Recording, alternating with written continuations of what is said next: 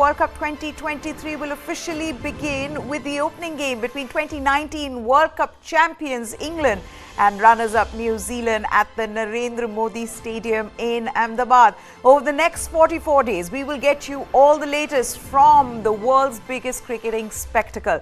We will have Chetan Narula, who will be travelling for all the India matches. In fact, he is in Ahmedabad as we speak, right outside the Narendra Modi Stadium. So throughout the World Cup, we will get him to tell us about, the buzz outside the stadium, inside the stadium. There's Jamie Alter on the show with his unique take on all the World Cup action. So much to look forward to, guys.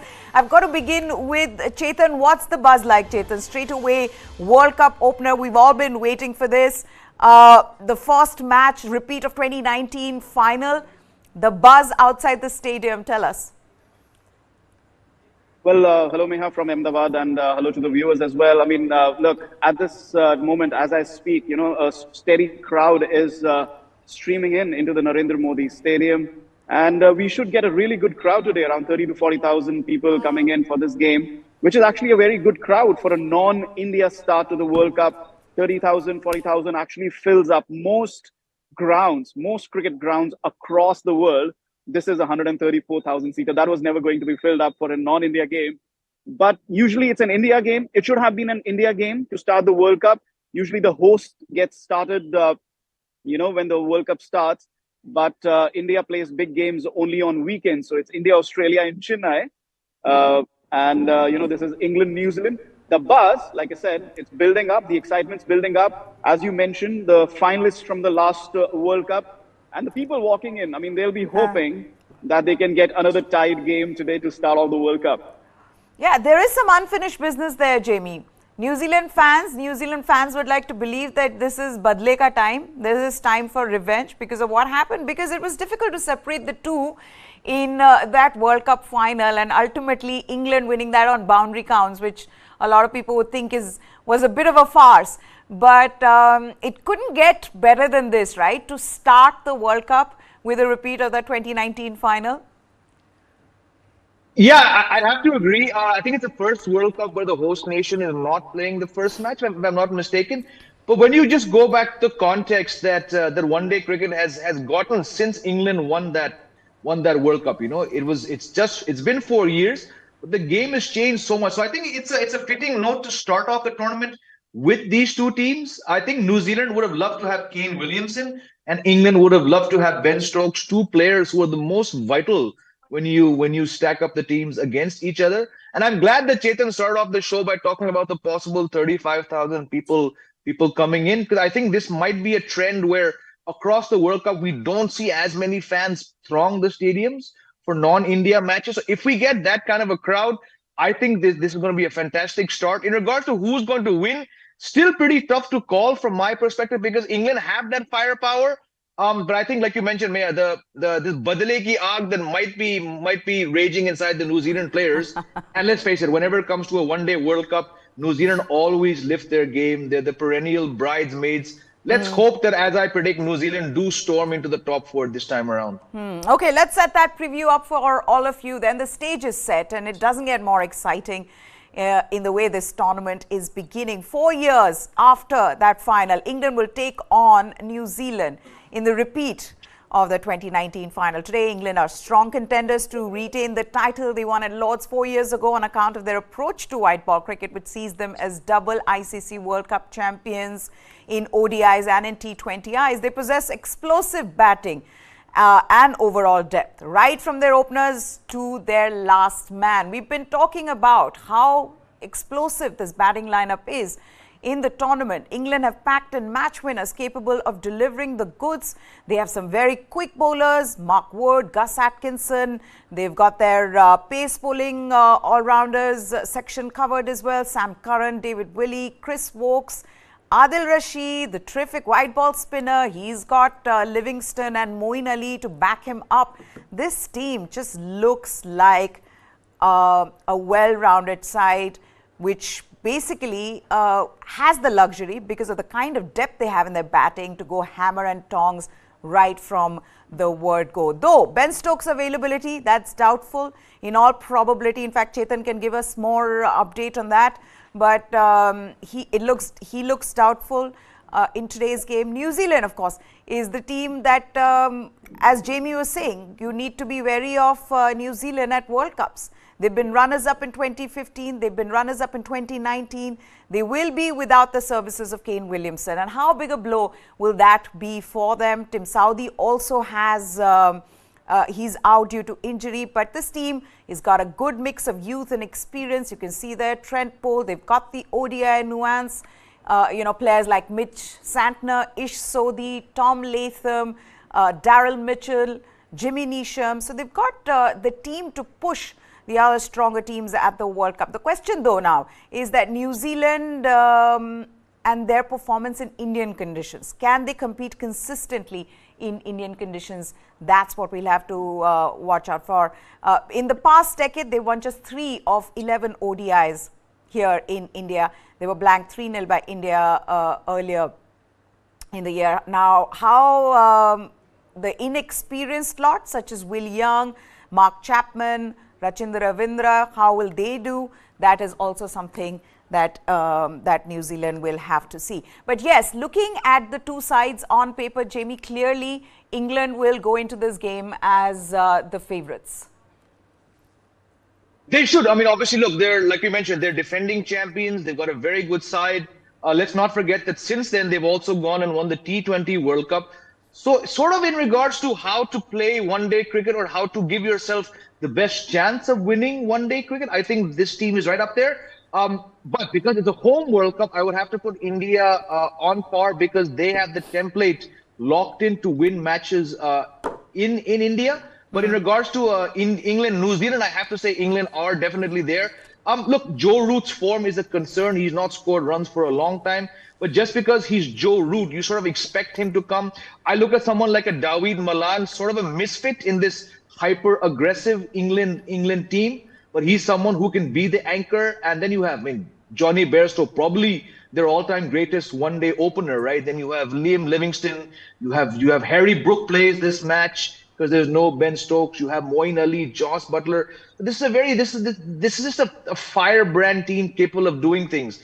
I do think, though, the biggest threat to them is going to be Trent Boult because he's the kind of bowler. Conditions don't really matter to him because of that left arm swing that he has. If Trent Boult can perhaps get a couple early wickets, then I think that this game is going to be wide open. So very, very keen to see what happens at the toss. But yeah, overall, man to man, you have to say this is England's match. Okay, Chetan, any update on Ben Stokes' injury?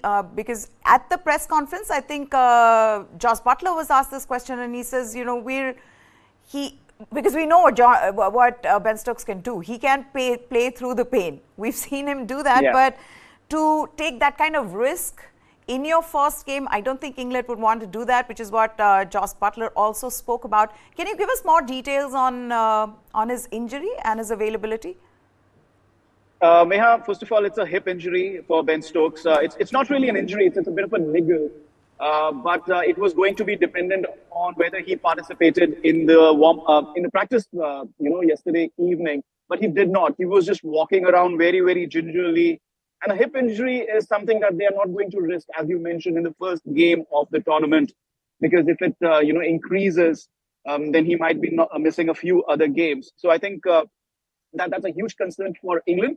And today, Ben Stokes will have to sit out. He was walking around very, very gingerly. Even when they went to the bus, the team bus, and they went back to the hotel, he was not 100%. It was really, really visible.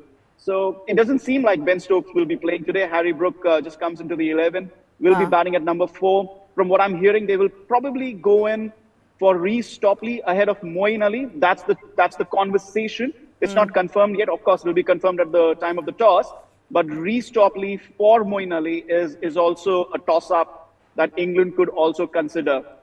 As concerns New Zealand, of course, Kane Williamson not available and for this game, so it'll either be Mark Chapman or Daryl Mitchell who'll be batting at number 3, and there's a chance that it'll not be Rachin Ravindra. I think they'll continue with Jimmy Neesham. So it just depends. It's not really, really hot. It's just a warm afternoon here. there's a bit of grease and the ball tends to do a bit under the lights. There might not be as much dew. So from what I'm hearing, England want to win the toss and probably bat first. But again, it just remains to be seen what they'll do. Okay, now let's also take some of the quotes of the two captains. Tom Latham, New Zealand's stand-in captain, he's talking about Williamson being in the World Cup squad, a big deal.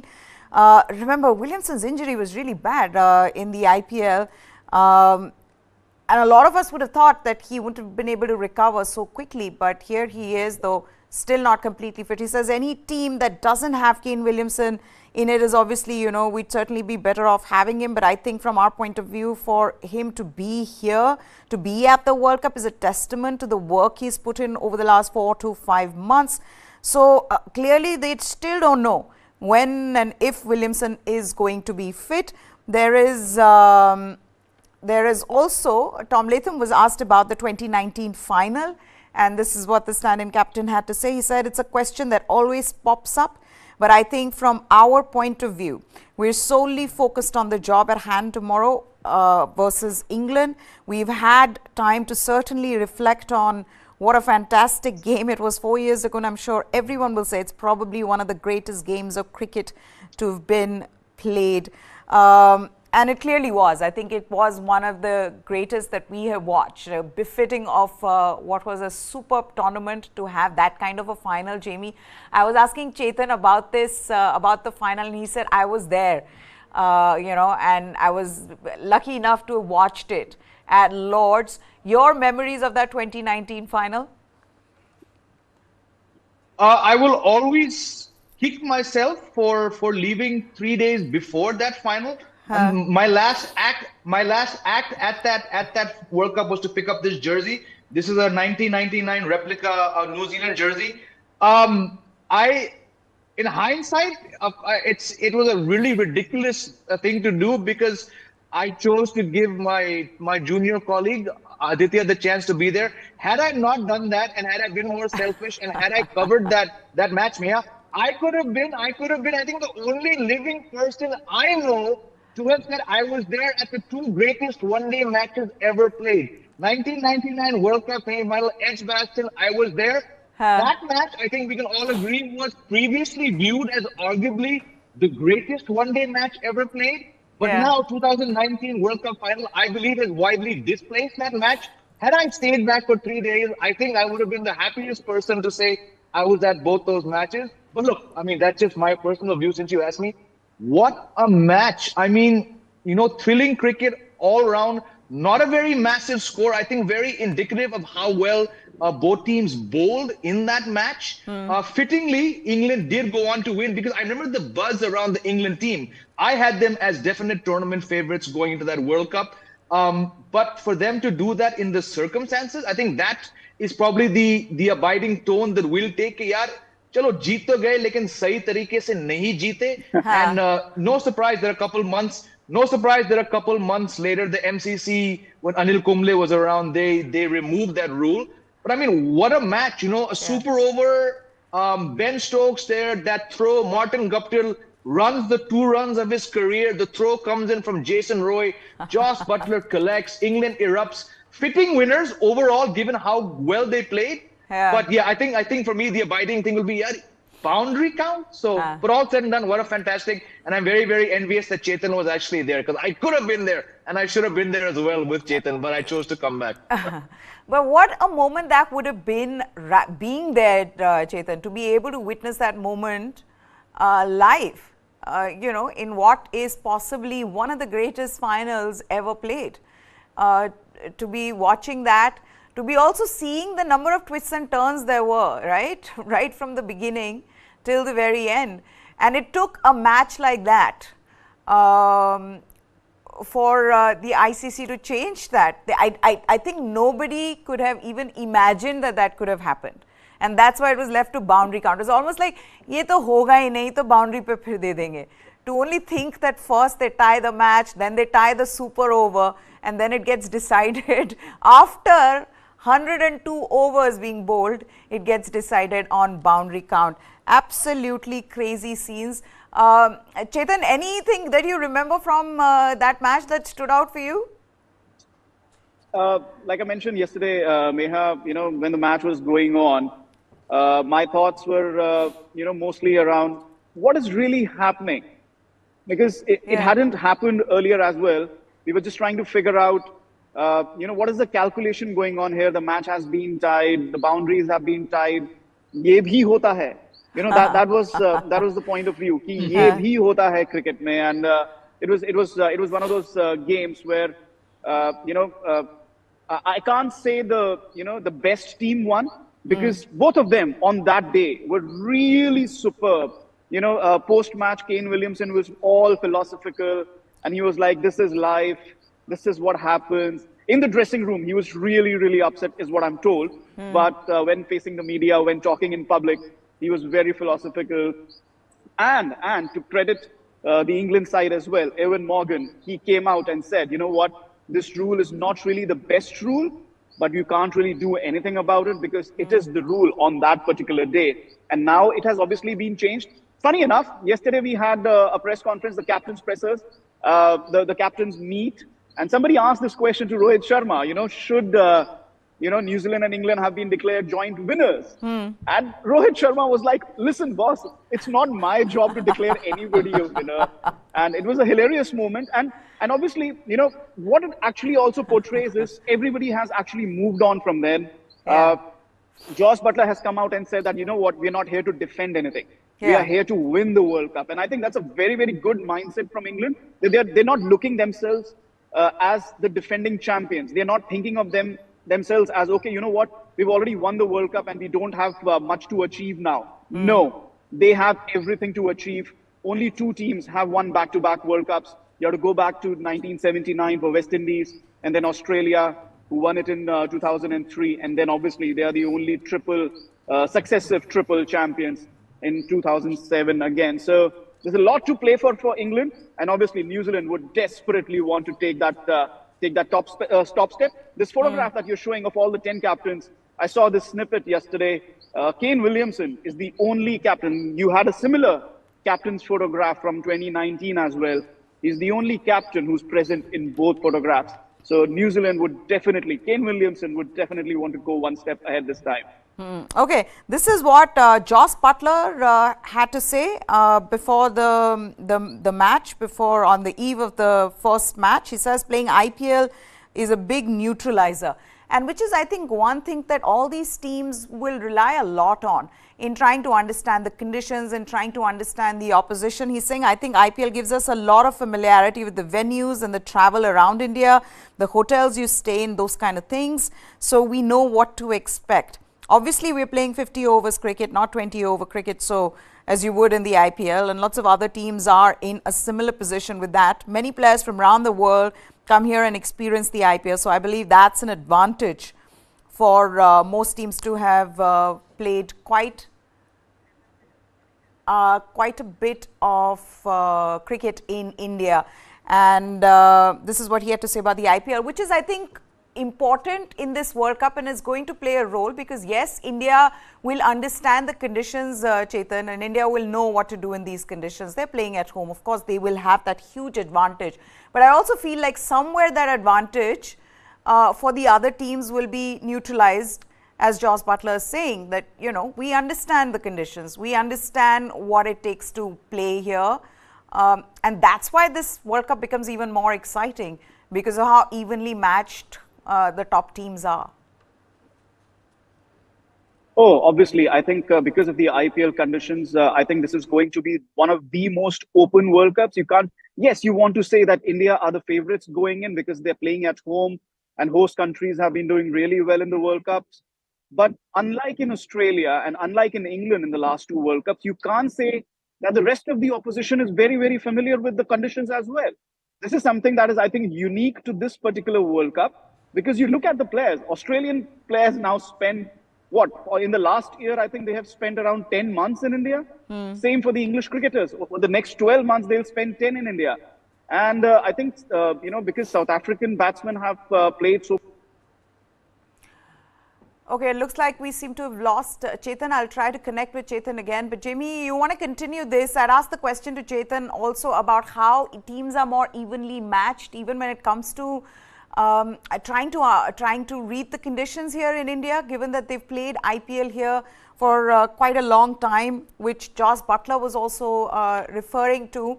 So in that sense, I think this World Cup becomes even more exciting because you have all these top teams that are evenly matched. Of course, India, firm favourites there as hosts. But having said that, teams like England, Australia, New Zealand, Pakistan, these guys would know what it takes to win. Yeah, I think the fact that, I mean, of course, Pakistan don't play here. They don't play the IPL. But conditions are not too dissimilar, I would assume. England, Australia, West Indies are not here, but a lot of their players play the IPL. Probably Bangladesh is the only team, and of course Netherlands, that don't have that representation at the IPL. But I just think, despite what you've just said, I just feel that there's like, can we actually, all of us here and our viewers, can we actually pick 5 teams who we believe are going to be consistently competitive through the World Cup? I'm actually struggling to even locate that 5th team. So I just have this feeling, and I don't want to be that cynic on the first day of the World Cup, but I think there are probably just 4 teams which could probably, look like dominating this World Cup. You look at a team like Sri Lanka. Yes, they won the World Cup here, but that was in 1996. That team has yet to win a bilateral series when it comes to India.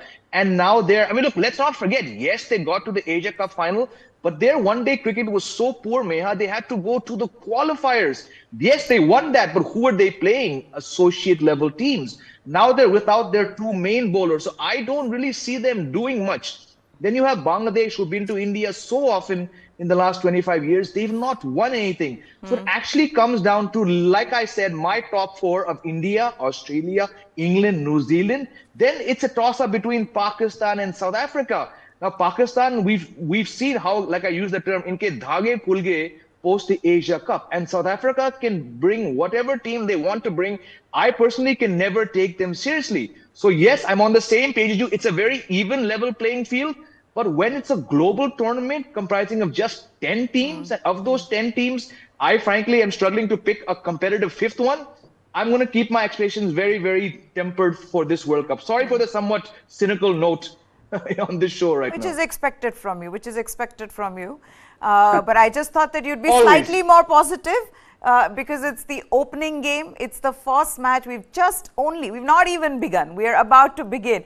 But we've also got to talk about the captains' meet before the World Cup. That's always an interesting affair, right? All the captains together, they meet the press. Chetan, anything that stood out for you in that captains' meet? Well, Babar Azam is tired of telling everyone how good the Hyderabad biryani is. Ravi Shastri asked him, and he was like, 100 baar bata diya hai. So when he's saying that to Ravi Shastri, ki 100 baar bata diya hai, it means they've had a lot of Hyderabadi biryani, and they're tired of eating it again and again. And they should be, because they haven't been fielding really well. Shadab Khan mentioned that as well. So they need to field well as the tournament starts. But look, Rohit Sharma was in demand, obviously, the home captain, and speaking about his dream to win the World Cup. Pat Cummins talking about India-Pakistan being the marquee event. Joss Butler talking about how they want to win again. Kane Williamson talking about how they want to win again. And most importantly, the other captains, Sri Lanka, they are happy that nobody is talking about them. They want to make a mark in any way they can. Obviously, Dasun Shanaka knows, like Jamie was mentioning, 96. That was a different era, different team. Sri Lanka probably know that they can't win the World Cup, but then they're very, very happy that nobody's actually pointing this out to them. And overall, one more thing that Babar Azam did mention apart from the biryani is that they've really loved the reception the Pakistan team has got here. He says we might as well have been in Pakistan at home, which is really obvious because at one point India and Pakistan were, one country. But having said that, the Pakistan team is really happy with the kind of reception that they've got in India. And they are looking forward to just enjoying the tournament, enjoying the hospitality as much as possible. So hopefully nobody is going to ask him about biryani anymore. Because you are right. I saw that where he said 100 baar bol chuka hoon, but the biryani was nice. Though, Jimmy, were you surprised by that kind of warm welcome that Pakistan team received in Hyderabad? No, not at all.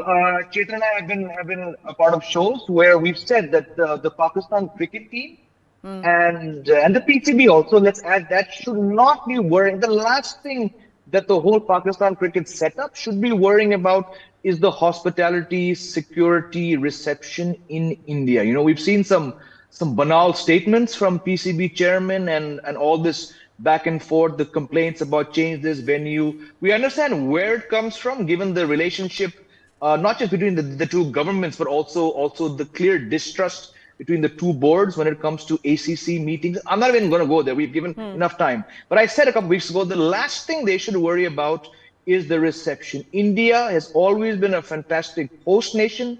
I'm talking about the BCCI, the extent of the travel facilities, the hotels. And I think that was proven when we saw those lovely visuals from the Hyderabad airport. I'm not saying that they're going to get that reception everywhere they go, but to land in India, to see the first place you're playing, where you're going to be based for a majority of the time, where you're playing your practice matches, to see that and the hotel. I mean, we know India welcomes its guests. Forget cricket. India welcomes its guests traditionally, historically, in every possible way you look at it. So I am not surprised, and I hope, like I said on another show, I hope it gives Pakistan, if they had any cobwebs of the mind, whether हमें यहाँ पे क्या स्वागत मिलेगा. I think let's just hope that they play the kind of cricket at least their fans expect them to play, because they could, if they play competitive cricket, they could be the fourth semi-finalist. A lot of people have them there, and let's hope this kind of reception, spurs them on to do well. Because the last thing that team needed after can we say a disastrous Asia Cup, given how it started for them, and then that banal comment by Zaka Ashraf, the last thing they need is that kind of, social media storm created. So let's hope wherever they go, I mean, Chetan's mentioned the kind of reception they got in Ahmedabad as well. Let's just hope that, we just get good cricket, because God help us, this might be the last sort of, fun World Cup we ever get to see, given the overall nature of where the one-day format is going. Okay, now we're... If I could just say so... yes. If I could just add, I mean, the Pakistan fans are already tired of the biryani comments as well. If you remember the 2019 World Cup, there was, after they lost to India, the comments were कि ये burger खा रहे हैं, ये pizza खा रहे हैं. There was a nice meme also on that. So this time around, they would be hoping that, that burgers and pizzas are not replaced by biryani this time around. So the Pakistan fans would want their team to concentrate on the cricket. And look, 5 minutes from now, toss is going to happen just behind me. Let's all get serious about cricket now. The World Cup is here. Absolutely. No, you rightly said that 5 minutes from now, in fact, 3 minutes from now, we will get to see the toss. But Jamie, Chetan saying they look like team, given the conditions in Narendra Modi Stadium in Ahmedabad, that team winning the toss would like to bat first. Do you think that's what they'd look to do, both Jos Buttler and Tom Latham? I think the closest answer will be not in any one-day play there or any test match played there, because you look at the last 2 test matches played there. When England came, that match didn't even go to the 3rd day, right? It was a raging Turner pink ball. And then what we saw this year in the BGT, very, very contrasting. So to my mind, the closest example would be this year's IPL, where 210, 220 was made very, very easily. Shubman Gill scored the majority of his runs there. The ball was coming on nicely. The bounce played well.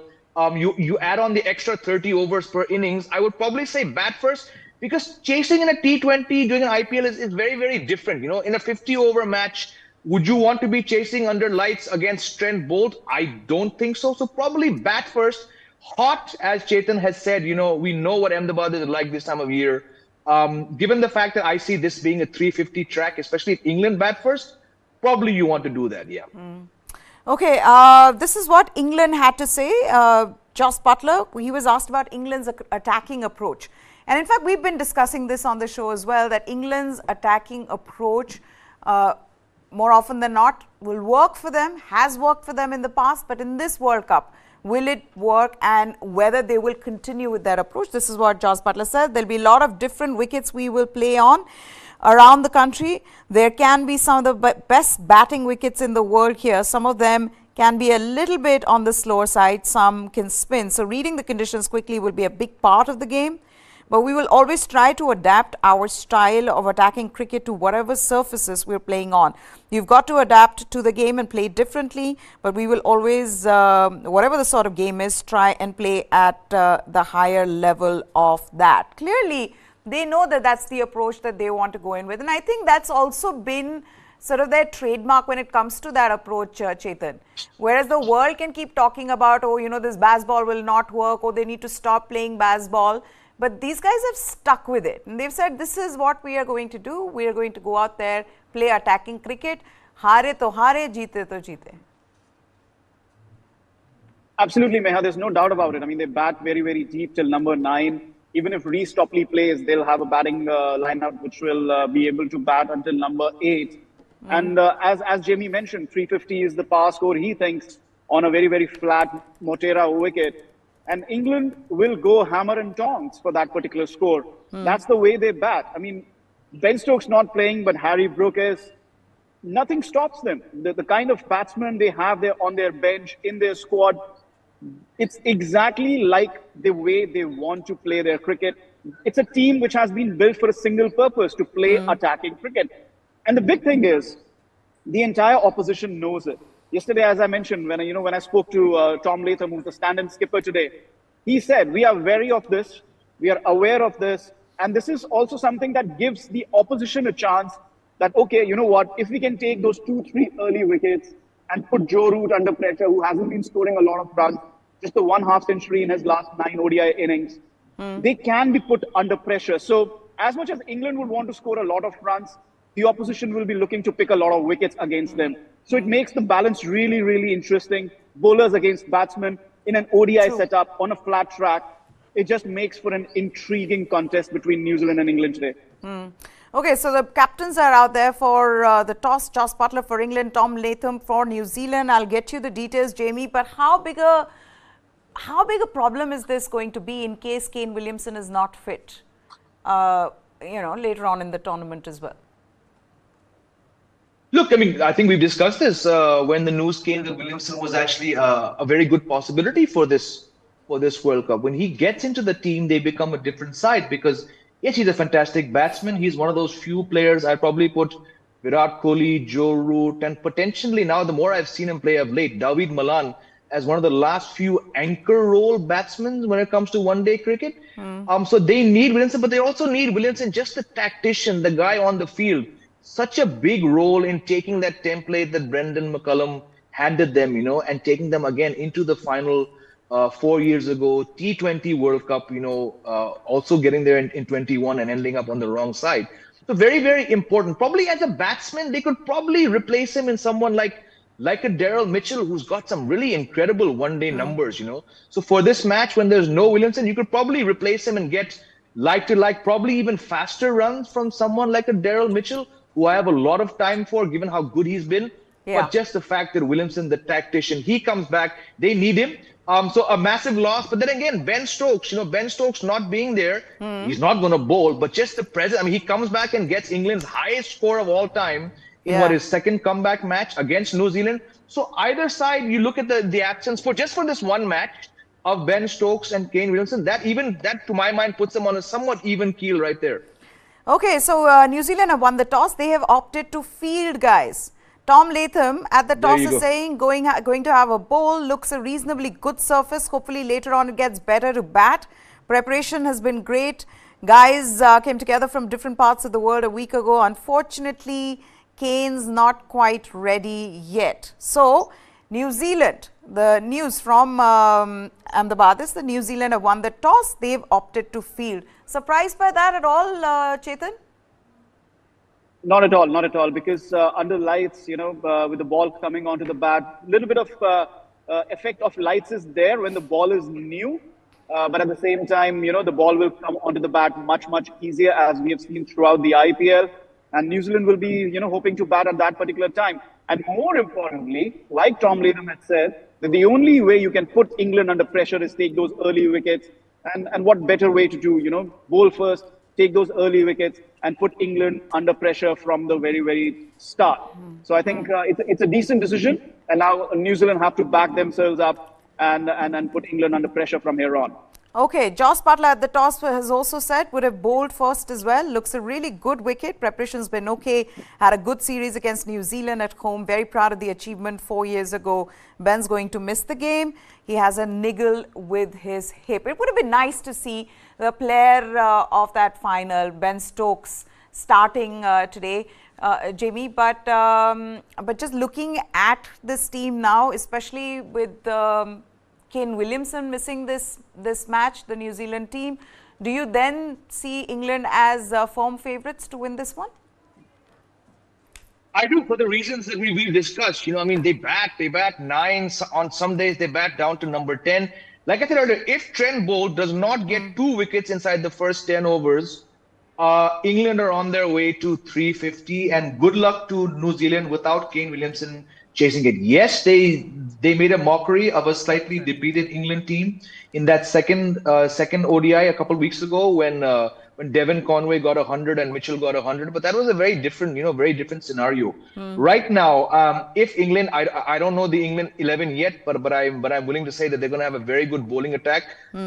Chasing 350 against this England team, defending champions without Kane Williamson, it's going to be very, very tough. But if Trent Bolt can nip out, especially David Malan, bring in an out-of-form Joe Root, get him out early, then this game opens up. Because as good as Liam Livingstone is on paper, he's very inconsistent. He's very unpredictable.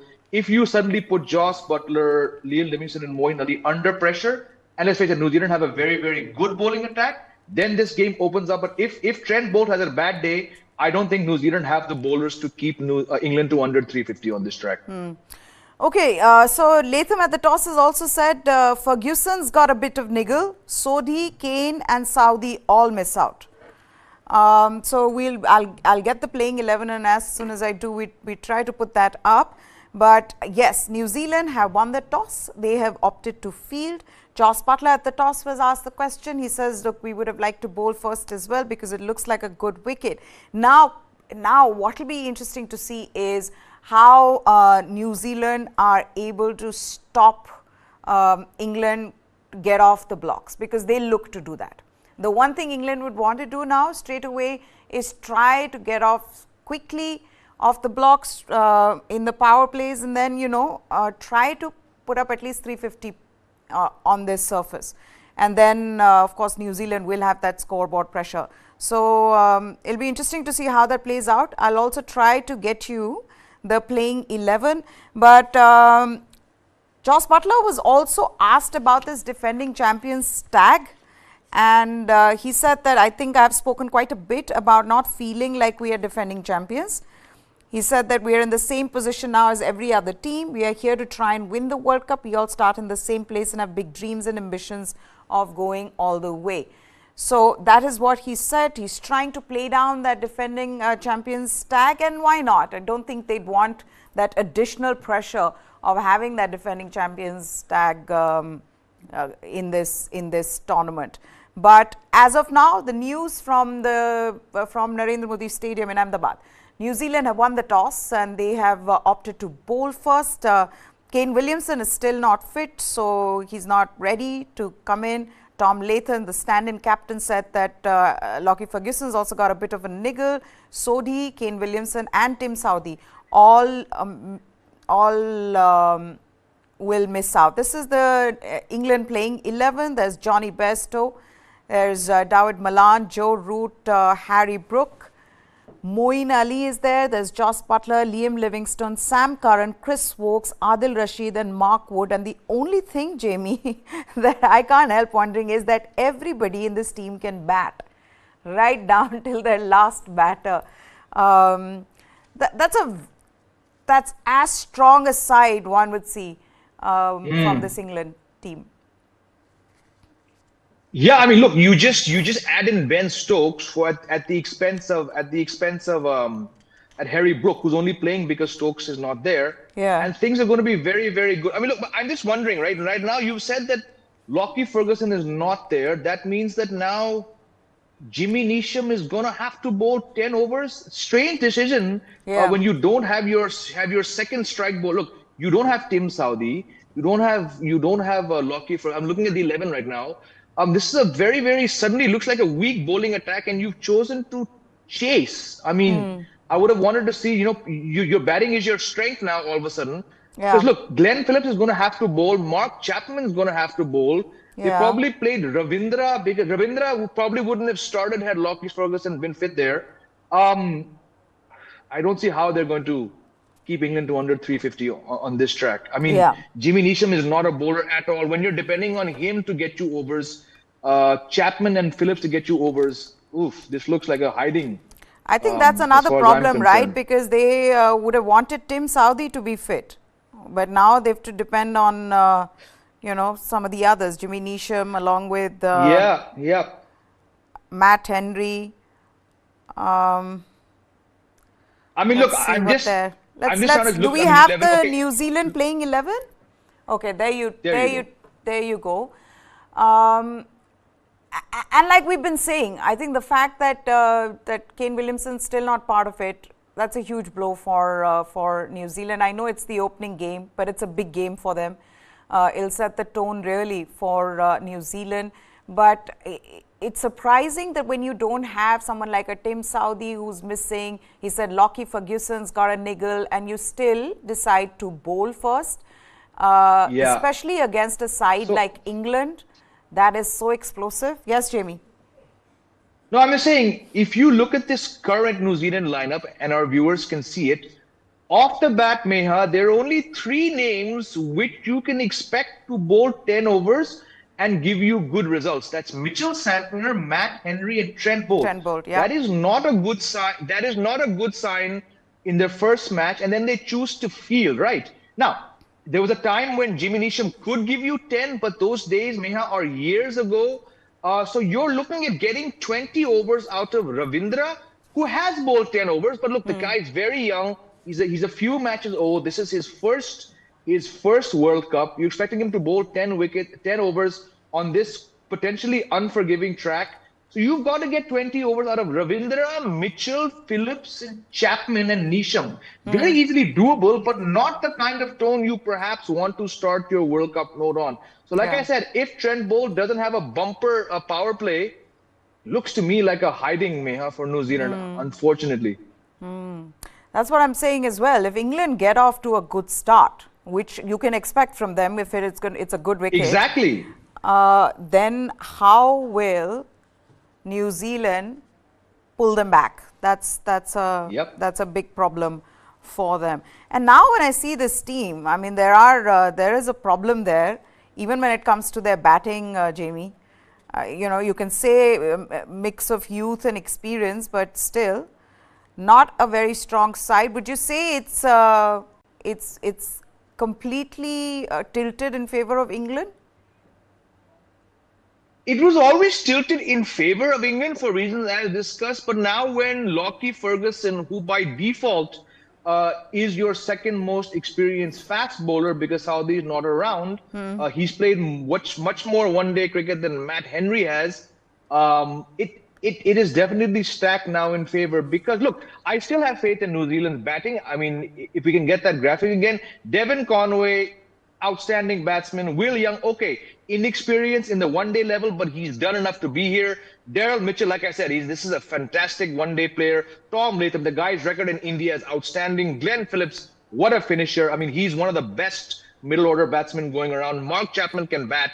Santner can bat. So I'm not worried about the batting, but like I said, if England do, Meha, get to 350, can this team pull it off? I know they chased 350 plus against Pakistan, but that was a warm-up match where the emotions are not as strong as they are, understandably, in an international match. So just as a World Cup opener for a team which has struggled, to get across that final finish line in World Cups, to choose to field is, to my mind, surprising. I love to be proven wrong 8 Yeah. hours from now, Meha.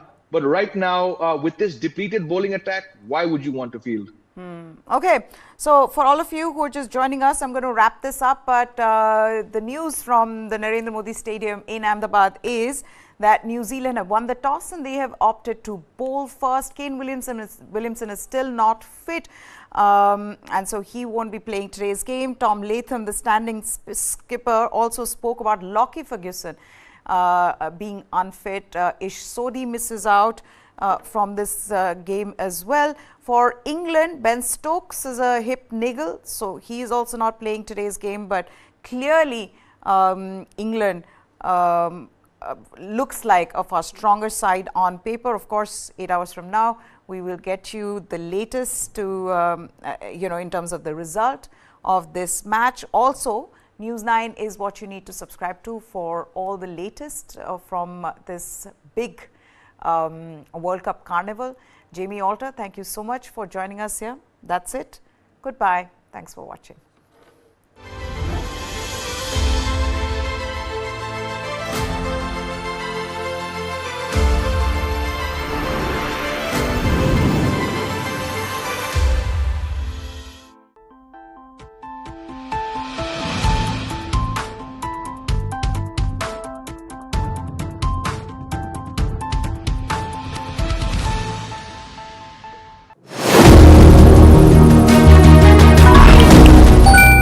Literally every major power in the world is gearing up with its own